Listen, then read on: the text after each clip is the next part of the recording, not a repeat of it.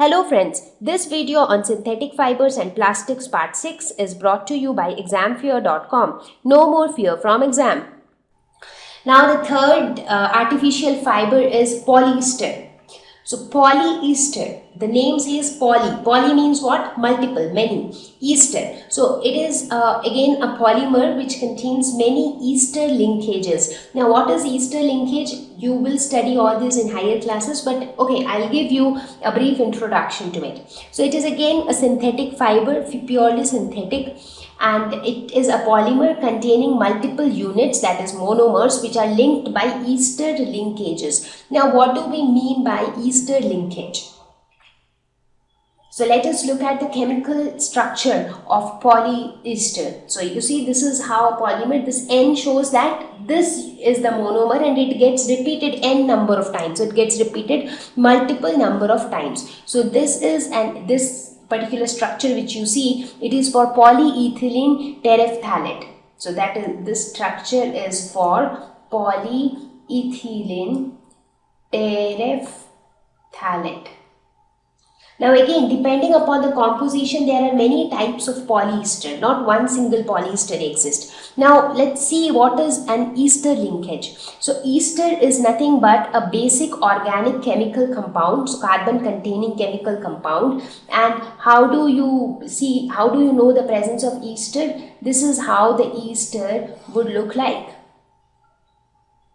So basically this shows that this carbon is attached to one alkyl group on this side and it is connected to another alkyl group on the other side. So this is how the ester linkage looks like. So if you look at this structure, you can actually see the presence of CO. So with that, you can see that the ester linkages exist here. So this is how the structure of a polyester looks like. Now, depending on the chemical structure, a polyester can be a thermoplastic, it can be a thermoset. So polyester is often mixed with other fibers. For example, polyester is often mixed with cotton and it forms polycotton, or often called polycot. So polyester again, it is often mixed with these kind of different materials to form a good fabric for bed sheets, dresses, etc. So let us see how polyester is prepared. So polyester is again obtained from coal, air, water and petroleum. So it is obtained from the petrochemicals. It was developed for the first time in the 20th century. So polyester fibers are formed from a chemical reaction between an acid and an alcohol. Like in case of nylons, we needed acids and amines. But in this case, what we need is acids and alcohols. So with acids and alcohols, we can get polyesters. These polyester fibers can be very long molecules which are very stable. So very long, length is too much, but at the same time they are quite stable. So let us look at how exactly do we prepare this polyester. This is the structure of polyester. So we are taking example of this particular polyester, that is polyethylene terephthalate, and we will see how it is prepared. So now let's exactly see how we prepare this particular polyester, that is polyethylene terephthalate. So for this also we need one acid and one alcohol. So you can see the acid and the alcohol here. So the alcohol which we use here is ethylene glycol. So ethylene glycol is the alcohol that is used here, and which is the acid that we use? The acid is nothing but terephthalic acid or dimethyl terephthalate. So in the first step, this ethylene glycol combines with dimethyl. So here you can see there are two methyl groups.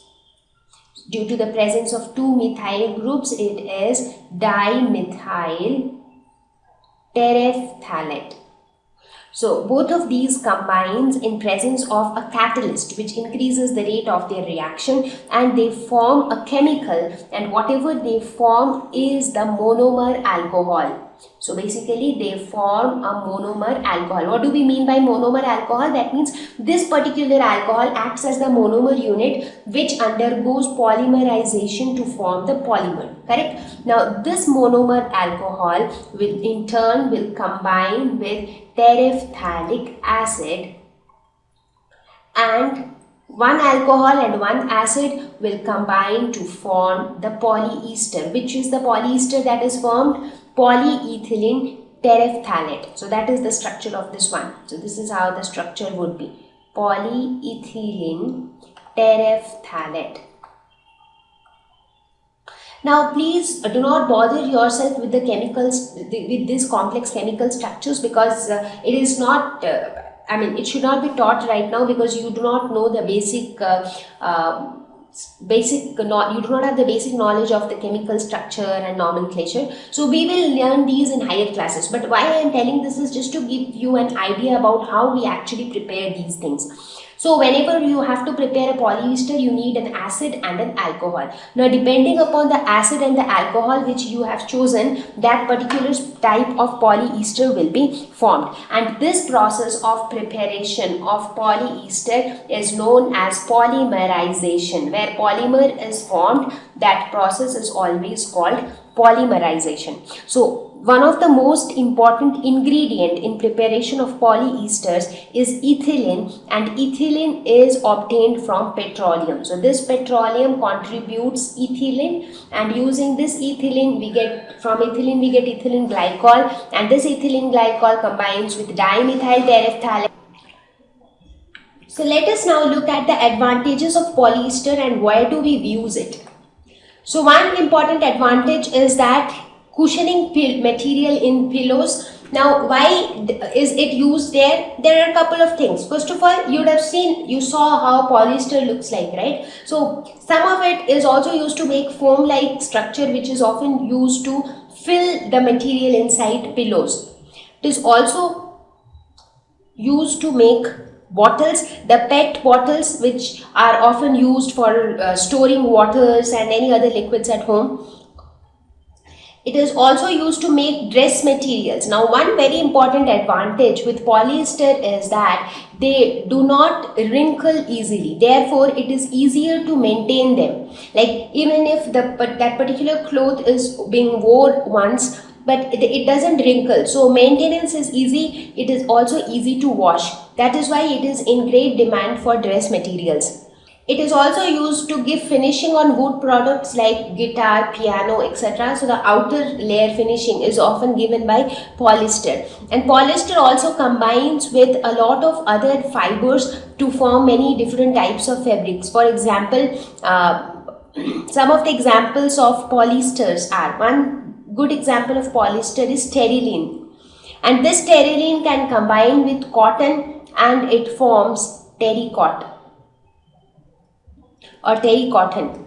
Again, polyester can combine with wool to form polywool. So all these types of fabrics are also used for making dress materials. Films for pouches, adhesive tapes, capacitors, plastic cards, etc. So here also you see a lot of use of polyesters. Thank you. Please visit www.examfear.com to watch more educational videos with a better experience. Please do not forget to like and subscribe to our YouTube channel for latest updates. Thank you once again.